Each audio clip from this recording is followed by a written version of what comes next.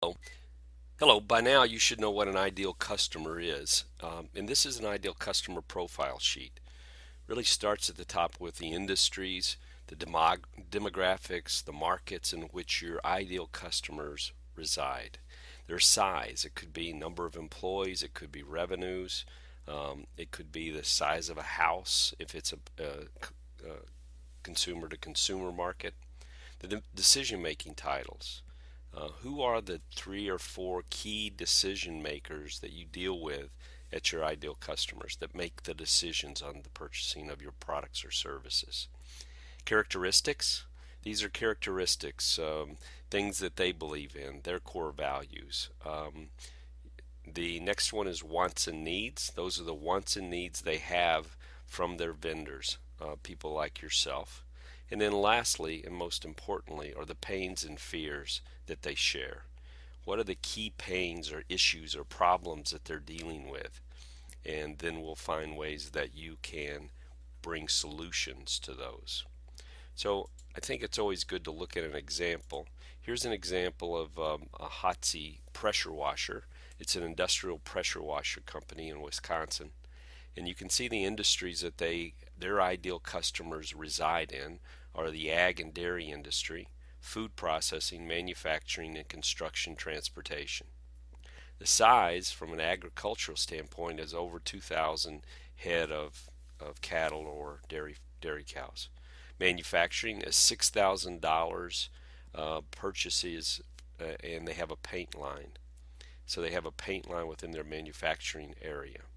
Food, any food processor is large enough to be one of their ideal customers. And as far as construction is concerned, a minimum of 10 pieces of capital equipment. Decision makers, purchasing agents, owners, operations, productions, and maintenance managers. Characteristics: they pay their bills on time. That's always a good thing. They focus on clean, so you could drive by and see that their parking lot doesn't have weeds growing in it. They're the Snap-on tool type person. Snap-on Tools is a high-end tool that they use in a lot of shops, maintenance shops. Pay more to get the best.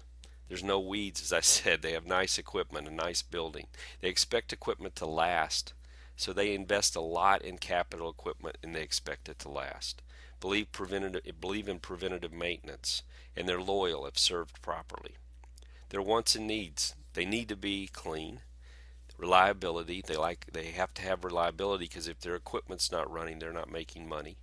Responsiveness: when something goes wrong, fix it right the first time. Have parts on your truck if you're going out there to fix something. Be professional and expect the same from them. Look professional. Want and rely on knowledgeable, creative problem solvers. They want honesty. They want good rapport. They want consistency with their vendors and environmentally friendly whenever possible. Their pains and fears: the number one pain they have is downtime. Because as I said, they've invested millions of dollars in capital equipment. And if that capital equipment's not working, they're not making any money. So everything they invest in from a capital equipment as well as the tools that keep them running, those being down cost them money. Fines and regulatory issues: that's in the dairy industry, the food processing industry. The cost to use the tools that they have to maintain their capital equipment, and then vendors going out of business or stopping service. Those are the four main pains that these ideal customers have, and they're very key to us starting to build our marketing message.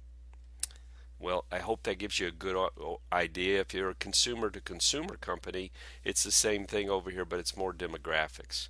Household income: is it the man or the woman who buys more, or both, or that type of thing? So it's the same concept. It's really identifying and profiling who our ideal customer is. Thanks for listening.